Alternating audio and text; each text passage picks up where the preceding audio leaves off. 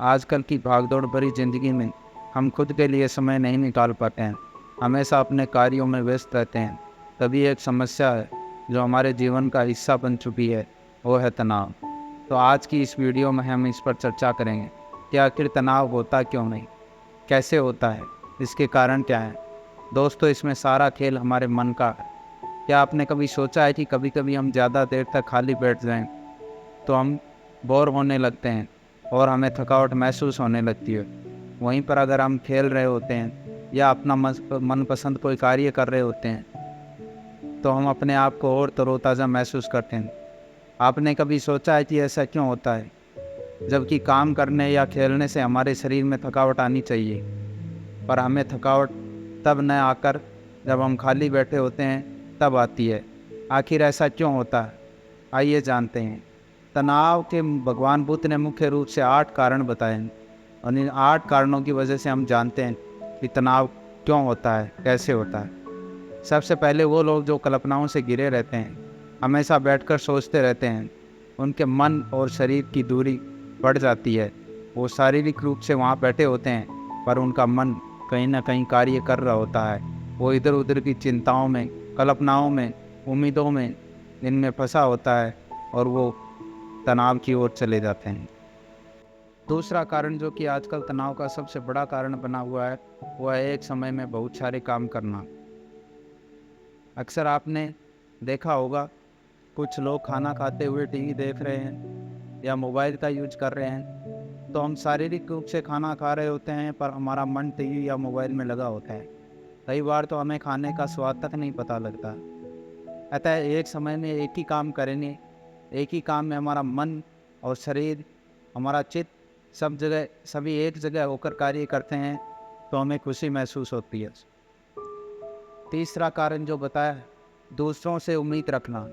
दोस्तों, कई बार हमारे साथ ऐसा होता है कि हम किसी से कुछ पाने की या कुछ करने की उम्मीद रख लेते हैं और जब वो चीज़ हमें नहीं मिलती है तो हम अपने आप को निराश महसूस करते हैं और हमें तनाव होने लगता है।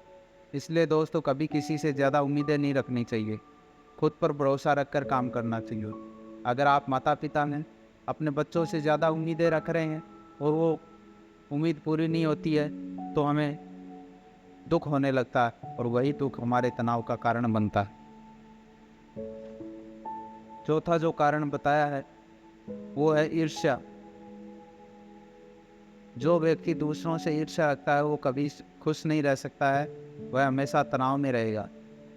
जो कि ऐसा अक्सर होता है, कुछ लोग दूसरों की तरक्की देखकर ईर्ष्या करने लगते हैं। कभी अपने भाग्य को कोसते हैं, कभी भगवान को, तो कभी अपने आप को, और दुखी हो जाते हैं और यही दुख उनके तनाव का कारण बन जाता है। पांचवा कारण जो भगवान बुद्ध ने बताया वो है अरुचिपूर्ण कार्य करना। जिस कार्य को करने में हमारा मन नहीं लगता है तो फिर हमारा मन कल्पनाओं से भर जाएगा और हम सोचने लगेंगे कि हमें ये करना चाहिए, हमें वो करना चाहिए, और हमारे मन और शरीर की दूरी बढ़ने लगेगी जो कि हमारे तनाव का कारण बनेगी। भगवान बुद्ध ने अगला जो चौथा कारण बताया है वो है शारीरिक दुख। जब व्यक्ति को शारीरिक कष्ट होता है तो वह हमेशा उस बीमारी के बारे में सोचते रहता है और तनाव में चला जाता है। पर हमें ये सोचना चाहिए कि रोग हमारे जीवन का हिस्सा है। समय के साथ हमारी उम्र भी बढ़ेगी और बीमारियां भी आएगी और एक दिन मौत भी आएगी। इसलिए भविष्य में हमारे साथ क्या होने वाला है इसके बारे में ज़्यादा ना सोचकर वर्तमान में जीवन का आनंद लेना चाहिए। सातवां कारण जो भगवान बुद्ध ने बताया है, अपने काम को योजना पूर्ण ना करना। बहुत से लोग ऐसा करते हैं, अपने मन में कोई ख्याल आया और वो बिना सोचे समझे उस पर कार्य करना शुरू कर देते हैं और जब उसका नकारात्मक परिणाम आने पर वो दुखी हो जाते हैं और तनाव होने लगता है। इसलिए किसी भी कार्य को शुरू करने से पहले इसकी पूरी योजना बनाकर किए जाने वाले कार्य के लाभ हानि के बारे में पूरी जानकारी लेकर कार्य करना चाहिए, ताकि उसके जो भी परिणाम आते हैं उसके लिए हम तैयार रहें। आठवां और अंतिम कारण जो भगवान बुद्ध ने बताया है, ज़्यादा सोचना। निरंतर सोचते रहना भी एक दुख का कारण है। दोस्तों, ज़्यादा सोचना, हमेशा किसी भी बात को लेकर चिंता करना भी हमें तनाव की ओर ले जाता है। अतः हमें इससे बचने के लिए नियमित रूप से योग, प्राणायाम और ध्यान करना चाहिए और हमेशा खुश रहना चाहिए। दोस्तों, वीडियो अच्छी लगे तो लाइक करना, शेयर करना और चैनल को सब्सक्राइब करना ना भूलें। मिलते हैं अगली वीडियो में।